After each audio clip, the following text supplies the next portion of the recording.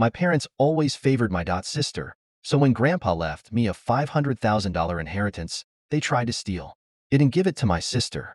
But little did they know that my grandparents had other plan. I 28M come from family with a long and complicated history of favoritism. My parents, especially my dad, have always favored my younger sister, Amy 25F, over me. This favoritism started when we were kids, and only grew worse as we growed up. From my earliest memories, Amy was always the golden child. When I was 5, and she was 2, our parents threw extravagant birthday party with a bouncy castle, a petting zoo, and professional face painters. And for my birthday the same year, I got a small family dinner and a small cake. This set the tone for years to come. As we grew older, disparities became more apparent. Amy always got the newest toys, the best clothes, and the most attention. I remember when I was 10, I set up my allowance for months to buy a new bike, but when Amy saw it, she threw a tantrum because she wanted one too. Instead of teaching her about saving or waiting, my parents immediately went out and bought her an even better bike than mine. School was the another arena where the favoritism was shown through my parents. They went to all Amy's school events but often missed mine. In 4th grade, I had the lead role in school play.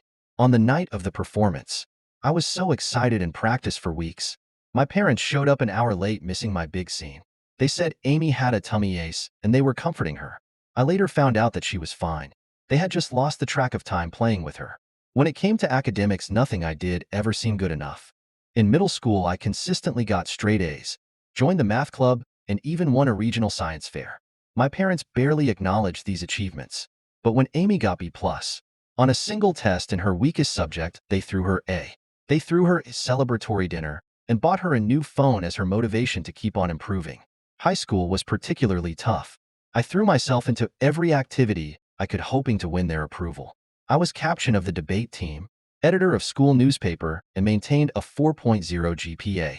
Meanwhile, Amy coasted through the school, barely maintaining C average and spending most of her time partying with her friends. During my junior year, I was selected as one of 2 students from our school to attend prestigious summer program at Harvard. It was a huge honor, and I was thrilled when I shared the news at dinner. But my dad took it granted and changed subject to Amy's upcoming dance recital. My mom at least said that's nice, but quickly moved on quickly. On the night of Amy's recital, which fell on the same day I was going to Harvard, my parents couldn't drive me to the airport because they didn't want to miss Amy's performance. I had to ask my friends' parents for a ride. The college application process was another painful experience. I spent months perfecting my essays, participating in extracurriculars, and studying for SATs. I was accepted into several top-tier universities and received substantial scholarship to my dream school. When I announced this in dinner, my parents' response was lukewarm best. My dad said, "That's good, but don't let it go to your head. College isn't everything." My mom added that just don't forget about us when you're off becoming a big shot. In contrast, when Amy barely graduated high school and decided not to go to college, my parents were completely supportive and even praised her. They even bought her a car as a graduation present, something they never did for me. This constant favoritism took a heavy toll on me emotionally. I struggled with depression and anxiety throughout my teens and early 20s. I started seeing a therapist in college, which helped me understand that my parents' behavior wasn't my fault. It took years of work to build my self-esteem and learn to validate myself. Instead of seeking approval from my parents, despite the lack of support from my parents, I managed to build good life for myself. I graduated college with honors, secured a good job in finance, and even bought my own house by 27. I am proud of what I've achieved, even if my parents aren't. Now here's where current drama starts. My grandfather from my dad's side passed away recently. He was a successful businessman who built a fortune from scratch, and he left behind significant estate. In his will, he divided his assets equally among his children, my dad and his siblings and grandchildren, me, Amy, and our cousins. My share of inheritance was substantial, about $500,000.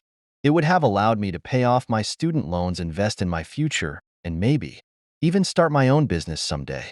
I was grateful for this unexpected windfall and the opportunities that it could provide. However, when the will was read, my parents were visibly upset.